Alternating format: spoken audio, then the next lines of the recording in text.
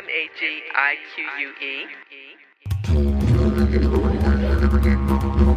Magic Bizarre. Majinga Over the Edge. So Byron, you're so intimidated by a microphone. It's hilarious. Scarf over it or something? You're trying to be sneaky there with that device? Yeah, you have no idea. It's right in front of you right now, do you? I saw some mysterious object there. Yeah. So make sure this, the trouble that this is recording. Oh, we only have 5 minutes on this tape. So what did you think of the books in the library today? You know, I really enjoyed looking at them. I enjoy every magician's library. I always find a few things I haven't seen before. I've managed to acquire a lot over the last 35 years, but every magician has a few books I haven't seen before or haven't had a chance to acquire. I'm actually amazed to hear that, because how many books to your estimation do you have? I never counted them. You probably couldn't at this point. The first collection I bought of any size was Lloyd Jones' collection. And I didn't count the books, I measured them, because I had to know how many feet of bookcase to build. Wow. It was 300 linear feet of books. I just measured the length of the books. I had built over about 320 feet of a bookshelf. I thought, well, okay, I have 20 feet of grow room. Well, 20 feet of grow room didn't last very long. That was filled up very shortly, so I never counted them. Wow. Well, it's got to be in the tens of thousands, though. I guess. I bought the Margaret Yates collection out of Australia, and she had 4,000 books. I only know that number because she counted them, and she sent me a list of 4,000 books. I bought the Jim Reed collection of gambling books, and he had 2,000 books. Again, I only knew that because he counted them and had cards on them. So that's the only reason I know how many. So. Was there a way to double check what you got when you make a purchase that big, though? I mean, Well, I checked off. There's always a number of the most valuable books, the ones you really want. Yeah. The ones worth the most money, or the ones you don't have, or the ones you haven't seen before. So I always look for those. As far as the common stuff like a Dover book, who cares? Mm-hmm. So you do just kind of spot check and make sure you got make sure the good stuff is there. Yeah. And so even in my library, which I think is only around 1,000 books, that includes the pamphlets and things, you actually saw some things that, I mean, did you really see anything in there you hadn't seen before? You just saw maybe some things that were more Well, there's rare? a couple of sort of unusual items on juggling and things like that I haven't really concentrated on, although it's a light art to magic. Sure. Let's go through the secret entrance. Let's take a look at the juggling books Mr. Byron Walker was interested in. The Juggler's Manual of Manipulative Miscellanea. The Classic Skills with Top Hats, Canes, Plates, Nesting Cups, and Assorted Objects by Reginald W. Bacon, a.k.a. Mr. Slim. Copyright 1984. Dr. Droppo's Juggling Buffoonery by Bruce Fife. Copyright 1988. Java Publishing Company. To the official guide to the nuttiest sport ever, how to be a goofy juggler, a complete course in juggling made ridiculously easy by Bruce Fife. Squeak Easy by Dan Garrett, 1992. Contact Juggling by James Ernest, 2nd edition, 1990. Fire Eating, a manual of instruction by Benjamin Garth with Jeffrey W. Cohen, Brian Dubay, New York. Copyright 1993. Yeah. Do you know many magicians who also juggle? Not very many. Not very many. But you do get requests for juggling books and related arts? Yeah, not an awful lot, but a couple. Yeah. I have a spot on my website for juggling books, and I had a few there, and they're about depleted. So I thought if you wanted to part with a few that are duplicates, I might add them to the website and sort of pick up my juggling clientele, but not important. I find when I read a lot of those juggling books, I drop them.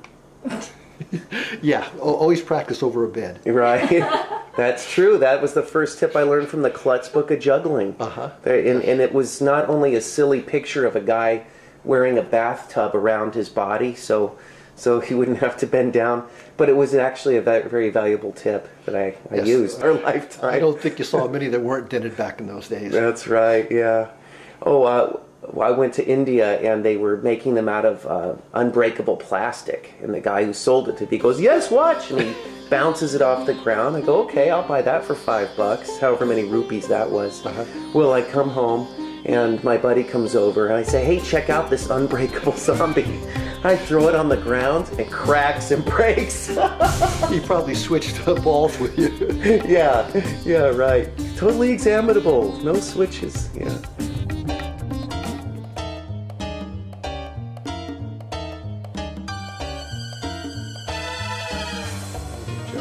So you were just telling me that the most valuable magic book to most people is Hilliard's Modern Magic? Greater Magic. Greater Magic. I think if a person had his choice of only one magic book, that's the one that the majority of magicians would choose, Greater Magic. Yeah, and based on what? Why would they choose that? Size, quality of the material, breadth of material, covers all subjects. Was that in the late 1800s? No, it was 1938 was the first edition. Oh, okay. That was right when Houdini was starting to gain... No, he died in 1926.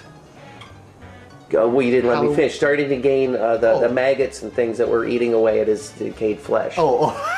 Yeah. Very good covering there, Mike. Very good That's covering. in my book, Outs. Okay, yes.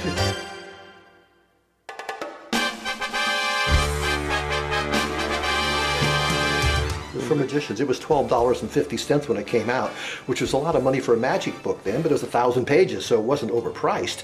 It's just that the lay public wasn't going to spend $12.50 for a magic book, which is probably like a couple hundred today. Oh, okay. I see. So it was a very serious magic book at the time. Back in those days, I had a paper route, and I was making big money. I made $17 a month. Wow. And that was pretty good money. I was the richest kid I knew. Yeah. And I bought a copy of Greater Magic.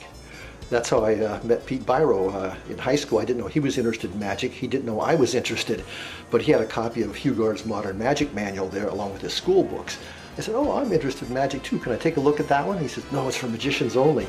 I said, "Well, I've got a Greater Magic." He said, "You do?" That's how we got acquainted. Oh, that's fantastic. I was king of the hill with my Greater Magic. Yeah. Oh, that's great. And that was, as you say, a sizable investment for the time. Wow.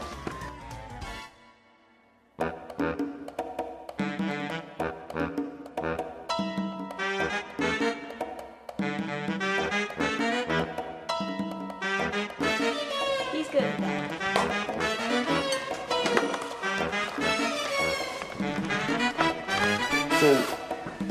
So Byron, you're so intimidated by a microphone. It's hilarious.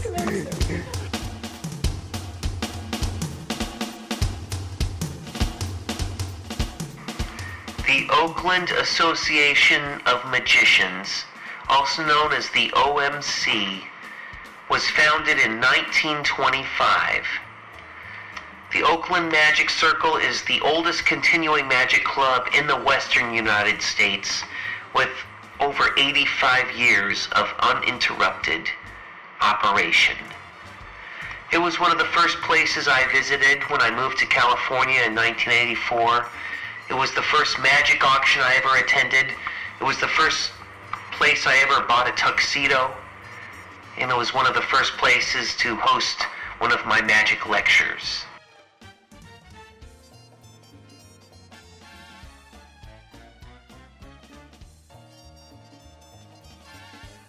Really? And how do they come in? Are they hosted by... I don't know. People tell other people. They come in and we try to, "Oh, would you like to join? Here's an application bank. Fill it out." "Okay, great. And I'll give you $25." And there's so we. Oh, that's one. Awesome. That's one last book I wanted to show you. Was the Jinx, and boy, is that guy was so opinionated. Not Anima, but who took it over? His name's on the tip of my tongue. No, Anima had it all the time. No. This is the new Jinx. So after Anima passed away, this other man who had a pen name. Bill Madsen. Bill Madsen. Oh, okay. Very opinionated fellow. I want to show you the Yeah. bound collection. What is the thing about Erdnase? All of a sudden, he's hot as can be. Yeah, but is one of the mysteries that we don't really know who he is? Exactly. Okay. Exactly. Sanders. Huh? Erdnase? Yeah. Oh, I don't know. Oh, so maybe, yes. I know all about that. I was invited to the Erdnasium up in Montana, but I didn't go. But I don't know. It could be. But the information is very sketchy. Yes, I've read the articles in Genie. I went to the conference on magic history and heard, what's the guy's name? Mike Vance's friend that got all the information up there. Heard him talk about it. But it's still very sketchy. Proof. He bought 6 decks of cards to go on a trip. Well, he went to the mining camps where he could sell cards, buy them for a dime and sell them for $1 up there. So it doesn't mean anything. And he used to kind of transpose the letters in his name. Well, a lot of people do. They transpose the letters of their name for fun, or they don't like their original name, they change it a little bit. This is the kind of proof he came up with. And he thought he had a card trick, that mutant, in that 5 Latin name, mutant nomus dedit, something or other card trick. He had something like that, but he had it wrong, so that was his proof. Well, that doesn't prove he was Erdnase. It was very sketchy. I see. And he happened to live about the right time, and he was fairly articulate, apparently. He'd write some books on mining, but this is not really proof. So a lot of fantasy and projection in there. Yes, a lot of could have been, but it's just not proof. It's just possible. And this whole switching your name around, could that be a red herring to throw somebody off the track, or are we just putting too much? Well, he wouldn't have into thrown. If he was not Erdnase, it wouldn't have been trying to throw somebody off the track. But he did kind of play with the letters of his name. Yeah. But he never really put out Erdnase. So he had other similar things. So I don't know. What makes him so famous? Part, as Jeannie says, is the mystery of not knowing for sure who it is. Yeah. And it was a very advanced book. I mean, it was a great book for 1902. Now we're talking about Expert at the Card Table? Yes, Okay. that's who you're talking about, right? Yeah. Yeah.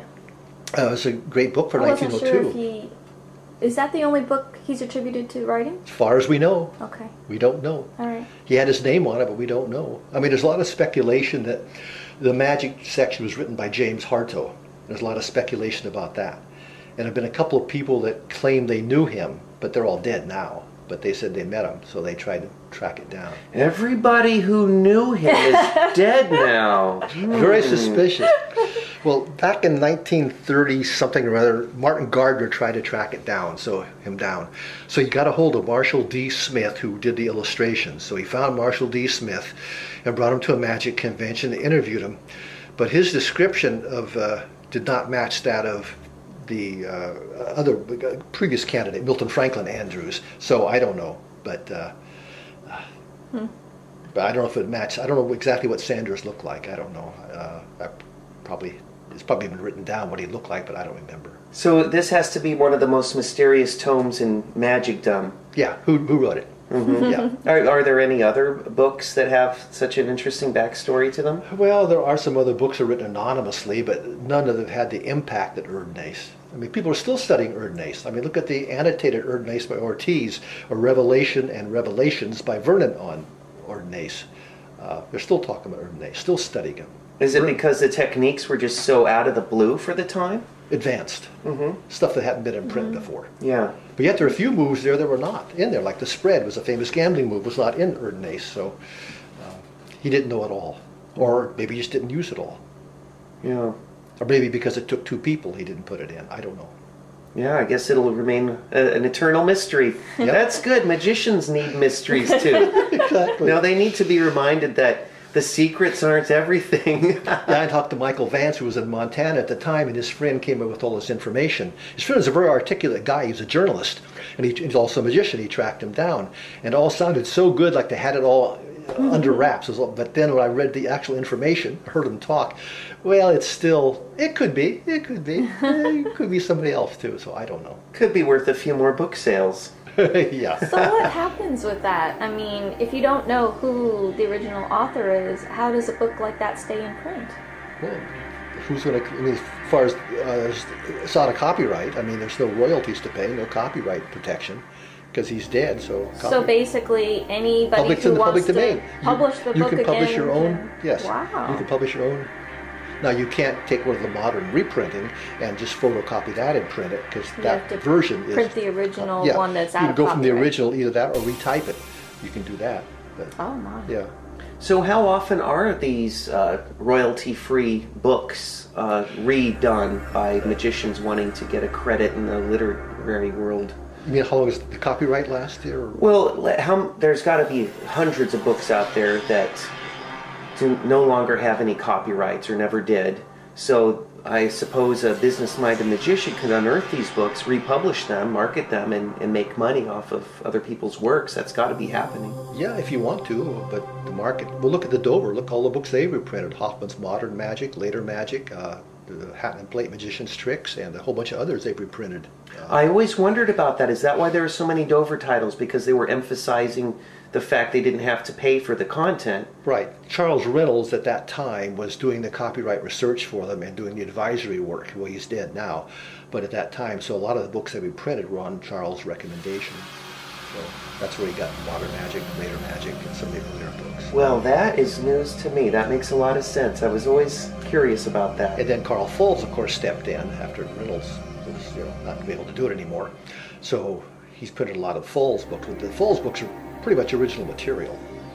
So, and some of them are not, like Royal Wood, the Card Magic, they just reprinted that because it's out of copyright. Very interesting stuff. Yeah. Of course, now it's always been about marketing, how you're going to promote whatever the works are. But according to what you're saying, somebody could just go back to any of those books and package them and sell them online and reap the profits if they do good marketing. Help yourself. Yeah, it's a wide open field. Well, sure. Pick a book. Pick out a book that's out of copyright and reprint it or do whatever you want. Sure. And how do you know it's out of copyright? Well, you have to, technically you should do a copyright search. However, if the book is more than about 35 years old, it's probably out of copyright. If the guys are dead. The copyright laws have changed several times. It was 17 years and renewable for another 17.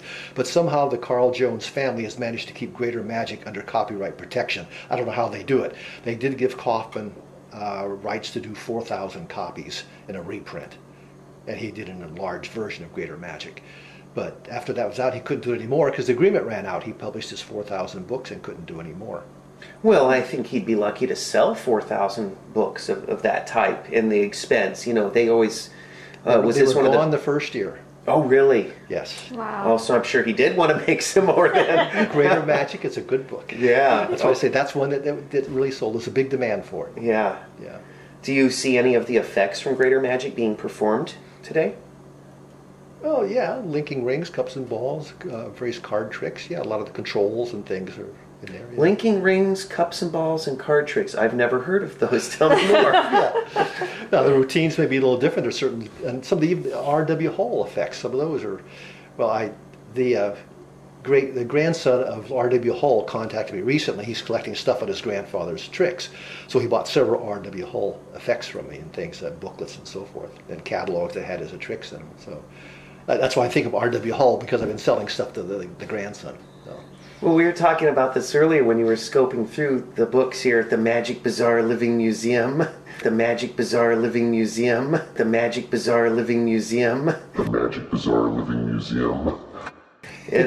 Each of these books represents not only the content and the material and the concepts inside but the story of who made this book, how it came to be, where these books have been around. Like that movie, The Red Violin. If we can imagine some of these old books, how many magicians' hands these have passed through, and you know how it ended up where it is today. Sometimes the provenance of a book is very telling. Yeah. Yeah. They've maybe written their name in it or something like that. There was some kind of proof, or the book plate is in it, proof that they owned the book. So obviously the book that was owned by Houdini, he liked to write his name on everything he owned. So I have some books that belong to Houdini, and of course he would write his name in it, so you knew that was his copy. And yet, as far as I understand it, if I sign some of my books, it could also bring their value down. When you reach the provenance of Houdini, it'll go up. Until then, I would suggest you don't write in your books. I always tell people, unless your name is Houdini, don't write in your book. So just change your name. Yeah. Well, now wait a minute. If you wrote the book and you autograph it, Oh, that's okay. a little different bit story. different. Yeah, Right? yeah. Like in the Klutz book, that would, if anything, enhance it. Yeah. Yeah. Okay. Not as much as Houdini, but Well, now, if I write Houdini's name in the Klutz book... no. Suggest you don't do that, because since he died in 1926. Very good. On what day? Before on October. Halloween. Very good. Okay. Yeah. If you're paying attention. Okay. And that was before Greater Magic by Yes. Hilliard came out. Yes. And before the Klutz Book of Magic. Yeah. Yes, way before. Now, I have a couple of books that he annotated. He went through it, made corrections and additions and things. Now, those are of great interest. Those are of great interest, yeah. So those must have a special shelf in your... No, I just put them where they belong. In Yeah. alphabetical order by author's last name. Okay. But it's nice to know that Houdini was there. Yeah, yeah. Living in your museum. Now he annotated. He'd make little Which additions and corrections. Yeah, other people's books. He'd say, this is wrong. Wow. He didn't die this way. He died of typhoid fever in 1899 or something like that. He'd write things like that in there. Interesting. So, because he was quite a historian himself. Yeah. Yeah. Oh, speaking of historians, somebody just sent me an email from the IBM. You know the historian for the IBM? Asking for a photograph. I know the IBM had a historian. Yeah. Yeah, I'll have to show you the email. So I'll that's send them nice. something, yeah. Who's he want a photo of you? Yeah, finally. Somebody. Somebody wants the photograph. I Okay. don't know why. They should. I did have the great privilege of seeing the SAM Hall of Fame before it was destroyed in that fire some years ago. Did you ever remember seeing it? In the Yeah, I bank was there. basement? Yeah, I was there. Yeah, that was really neat. Yeah, downstairs in the savings and loan. Mm-hmm. It was great fun, yeah. Now, the Oakland Magic Circle, which you've been a big part of for a number of years, it's one of the oldest magic clubs in the States, isn't it? Oldest one west of the Mississippi. Oldest independent. I mean, not a member of IBM or SAM assembly or a ring. Of Right. those, but independent club west of the Mississippi, yeah. You're in what, year 82? No, 1926. Or 25. The year that Oakland Magic Circle was founded? Yeah. 25. Okay, so what is, I can't do the math that quickly. I don't do 75 and 12. I don't do a Magic Squares routine. Okay, 75 and 12. Here, hey, 80. 82. Yeah. 87. Oh. Okay, so I said 82. I wasn't that far off. 87 years old. That is old for a Magic Club. Hey, 87. their 90th coming up. Yeah. Yeah, Ooh, very you must cool. be planning it already, huh? So is there a historian? You must be the historian for the No, OC. actually, with the club, the historian doesn't actually know history necessarily. He just keeps the records. So our historian was Fred Casto, and then he backed off, and our new historian is a librarian and historian changed places. It's either David Samet or Mike Della Penna, one of the two. I forget. They kind of changed places. Oh, I got to show you. They keep changing jobs, and when he gets tired of one job, he switches to another job. I was looking through some old pictures the other day. Yeah, this is kind of fine print, yeah. Oh yeah, very difficult to read, but there is some great Yeah. stuff in that new Jinx. You'll need by glasses before Bill long. Madsen. Yes. But in this book, Someplace in your 40s or 50s, you will need reading glasses. yeah, that'll be coming up. Yes, I was reading this new Jinx, a fine hardcover tome by Bill Madsen. Got this from the late great Henry Scambini, which is a little off the path for his interest because it's mentalism, but most of it is done with He cards. didn't write his name in it. Okay. Yeah. Okay. But boy, this guy, I guess this book, what year would this have been originally written? The new Jinx, I don't even shortly know. after Animan passed I don't know, away, so 1950s, I think. 1940s or 50s. This author has a firm opinion that children and women do not belong in magic, and that I've met a lot of magicians who agree with that. There's no 1962 was the first issue. Okay, there you go. Just a few years before I hit this planet. Yeah, so thankfully that's changed a little bit. Arian Black just friended me on Facebook. So there are quite a few more women in magic, but Celeste Evans was popular when this was being written, and he said, nobody's looking at the magic, they're looking at her legs, blah, blah, blah. I remember the most famous publicity photo of her, yes. Yeah, well, and I have to say that is a great She was shot. like a one-piece bathing suit, yeah. Yeah, I'm sure her act was good too. I mean, I heard a lay person say, I saw this lady magician in Vegas, and she was making these birds come out everywhere. I have no idea where, because she was just wearing a swimsuit. She was practically naked. The guy was really amazed by the fact that, you know, magicians could still do tricks. Yeah, almost no like- coat. Yeah. And you won't really see a male magician trying to pull that off like a female magician. Yeah, Celeste Evans is I still hope around. so. She's lectured for a couple of the collectors' conventions lately. Oh wow. So Yeah. She wrote a book, yeah. Yeah, just her book just came out last Yeah. year, right? Yeah. Well, she has 2 books out. One about 3 years ago and one about a year ago. Yeah. Yeah. Have you read it yet? I looked at all the pictures and read part of it. Yeah. I'm looking forward to reading it. I read an excerpt that was published in the Magic magazine. The what? An excerpt, Excerpt, from okay. one of her books. And I have her original press packet, or one of them. Okay. Very cool with her newspaper copy and stuff. I don't know if you saw it. I didn't see it, no. Okay. I kind of went over that material, just kind of skipped over it. Right. Yeah.